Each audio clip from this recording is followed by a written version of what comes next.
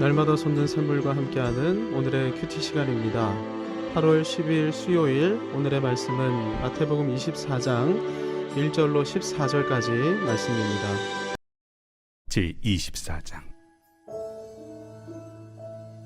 예수께서 성전에서 나와서 가실 때 제자들이 성전 건물들을 가리켜 보이려고 나아오니 대답하여 이르시되, 너희가 이 모든 것을 보지 못하느냐? 내가 진실로 너희에게 이르노니 돌 하나도 돌 위에 남지 않고 다 무너뜨려지리라. 예수께서 감람산 위에 앉으셨을 때 제자들이 조용히 와서 이르되, 우리에게 이르소서, 어느 때에 이런 일이 있겠사오며 또 주의 임하심과 세상 끝에는 무슨 징조가 있사오리까? 너희가 사람의 미혹을 받지 않도록 주의하라.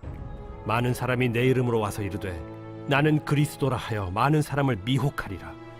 난리와 난리 소문을 듣겠으나 너희는 삼가 두려워하지 말라. 이런 일이 있어야 하되 아직 끝은 아니니라. 민족이 민족을, 나라가 나라를 대적하여 일어나겠고 곳곳에 기근과 지진이 있으리니 이 모든 것은 재난의 시작이니라. 그때 사람들이 너희를 환난에 넘겨주겠으며 너희를 죽이리니 너희가 내 이름 때문에 모든 민족에게 미움을 받으리라. 그때 많은 사람이 실족하게 되어 서로 잡아주고 서로 미워하겠으며 거짓 선지자가 많이 일어나 많은 사람을 미혹하겠으며 불법이 성함으로 많은 사람의 사랑이 식어지리라. 그러나 끝까지 견디는 자는 구원을 얻으리라. 이 천국 복음이 모든 민족에게 증언되기 위하여 온 세상에 전파되리니 그제야 끝이 오리라. 마태복음 24장 25장은 고난주간 셋째 날에 있었던 주님의 행적과 가르침에 관한 기록입니다. 3절에서 주님이 감람산에 앉으셔서 말씀을 가르치시는데요. 그래서 본문을 감람산 강화라고 부릅니다. 24장에는 세상의 종말과 재림에 관한 주님의 가르침이 기록되어 있습니다. 본문 1절을 보면 주님이 성전에서 나와서 가실 때 제자들이 성전 건물을 가리켜 보이려고 나오는데요. 공동번역으로 읽으면 이해가 쉽습니다. 예수께서 성전을 나와 얼마쯤 걸어가셨을 때 제자들이 곁으로 다가와서 성전 건물들을 가리키며 보시라고 하였다. 예루살렘 입성 이후에 주님은 성전을 중심으로 사역을 전개해 오셨는데 주님이 성전을 나가실 때 제자들이 예수님께 주님, 저 성전 건물들을 좀 보십시오 이렇게 말했던 것입니다. 예수님 당시 성전은 헤롯이 지은 성전이었죠. 솔로몬 성전, 스룹바벨 성전에 이어서 세 번째로 건축된 성전이었습니다. 당시 불가사의 중에 하나로 여겨질 만큼 헤롯 성전의 위용이 대단했는데요. 무엇보다 성전은 여호와 종교의 핵심 중의 핵심 아닙니까? 그런데 주님은 성전 청결을 감행하시더니 당대 성전 예배가 잎사귀만 무성하고 열매는 없는 예배라고 지적하시면서 저주와 심판을 선포하셨습니다. 그리고는 결정적으로 어제 본문인 마태복음 23장 28절에서 보라, 너희 집이 황폐하여 버려진 바 되리라. 성전 파괴에 대해 말씀하셨습니다. 제자들은 성전 파괴에 관한 말씀을 이해할 수가 없었습니다. 그래서 주님 보십시오. 어떻게 이 성전이 무너질 수 있겠습니까? 의아해하면서 반문했던 것이죠. 그러자 주님이 말씀하십니다. 2절입니다. 너희가 이 모든 것을 보지 못하느냐? 내가 진실로 너희에게 이르노니 돌 하나도 돌 위에 남지 않고 다 무너뜨려지리라. 너희가 이 모든 것을 보지 못하느냐?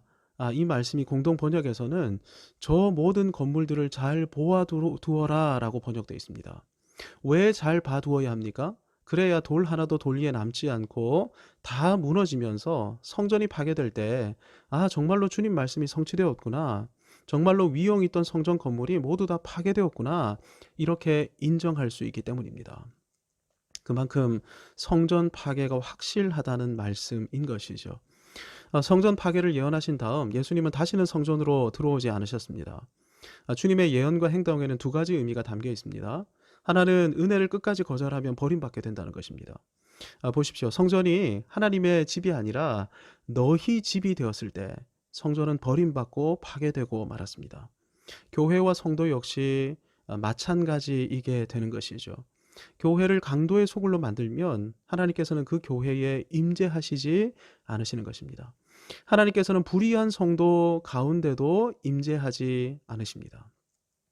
하나님은 믿음으로 은혜를 붙드는 자들 가운데, 믿음의 공동체 가운데 임재하시는 거룩하신 하나님이신 것이죠.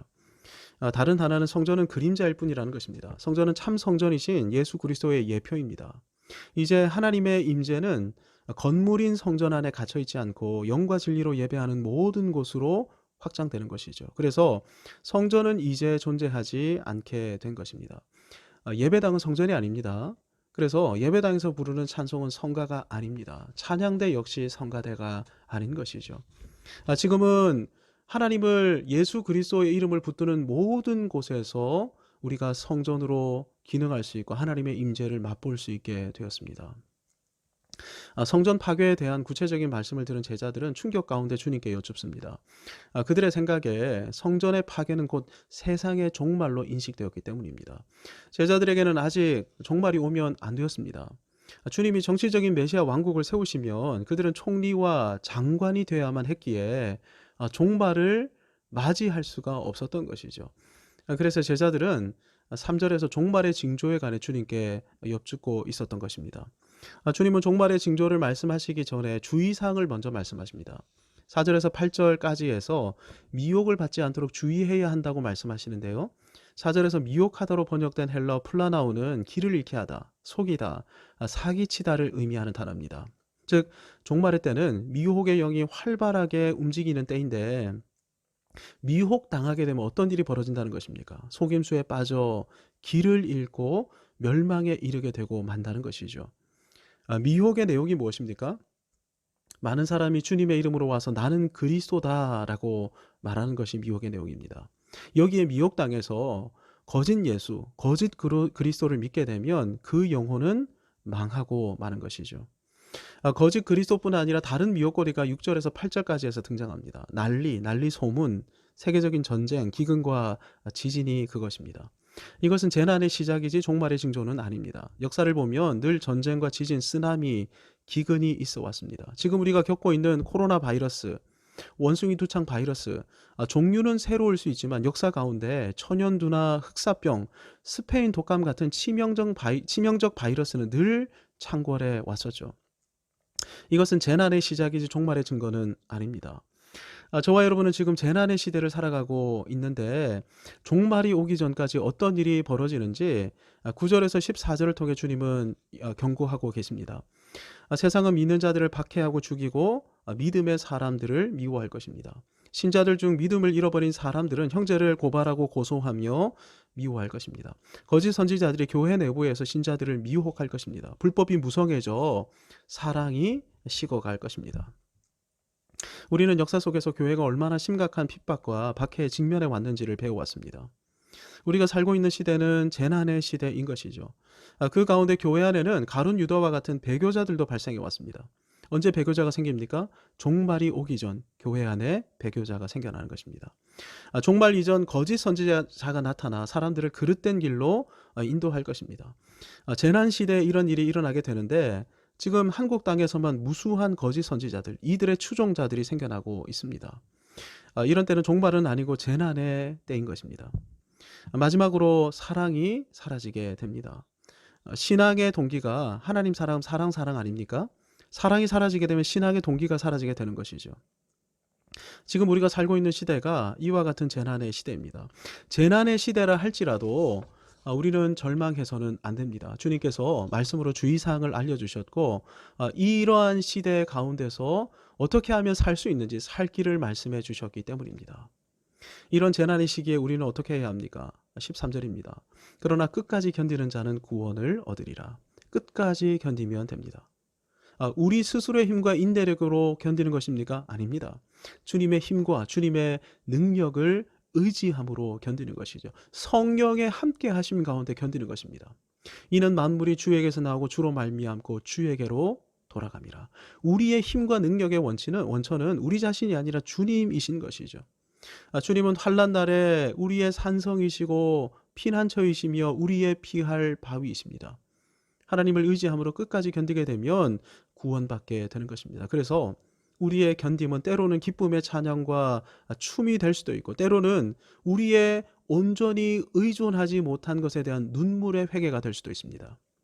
이 가운데 주님의 위로와 은혜와 힘주심을 맛보며 구원을 누리게 되는 것이죠. 재난의 시기에 우리는 14절 말씀도 기억해야 합니다. 이 천국 복음이 모든 민족에게 증언되기 위하여 온 세상에 전파되리니 그제야 끝이 오리라. 재난의 시기는 종말의 시기를 전망하는 시기입니다. 재난의 시기가 끝이 나면 종말의 때가 다가올 것입니다. 주님은 재림주로 이 땅에 강림하시어 모든 민족을 주님 앞에 불러 모아 회개하며 심판하실 것입니다. 선악간의 모든 행위를 낱낱이 공의롭게 정의롭게 심판하실 것이고, 그래서 우리의 모든 견딤을 회방하며 방해한 악의 세력을 진멸하실 것입니다. 끝까지 믿음을 지킨 자들은 어떻게 하십니까? 생명수 샘으로 이끄시고 그들의 눈에서 눈물을 씻겨주시며 영원한 쉼과 안식뿐만 아니라 영광으로 상을 베풀어 주실 것입니다. 그런데 이 일이 어떻게 이루어집니까? 천국 복음이 모든 민족에게 증언되기 위해 온 세상에 전파되는 것을 통해서 이루어지죠.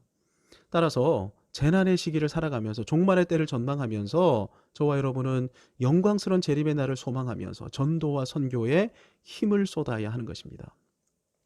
지금 저와 여러분은 재난의 시기를 살아가고 있습니다. 종말의 때가 언제인지는 미지수이지만 머지않은 미래에 종말이 도래할 것이고, 주님이 재림하심으로 이 땅의 역사는 종막에 이를 것입니다. 그날에 주님은 우리를 위로하시고 영원한 구원을 허락하실 것입니다.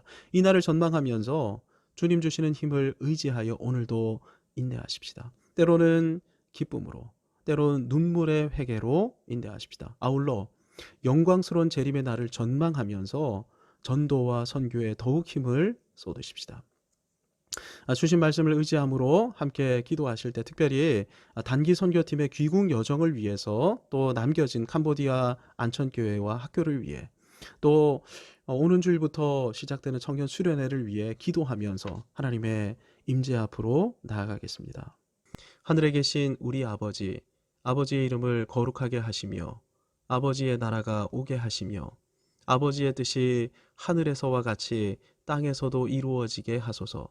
오늘 우리에게 일용할 양식을 주시고 우리가 우리에게 잘못한 사람을 용서하여 준 것 같이 우리 죄를 용서하여 주시고 우리를 시험에 빠지지 않게 하시고 악에서 구하소서. 나라와 권능과 영광이 영원히 아버지의 것입니다. 아멘.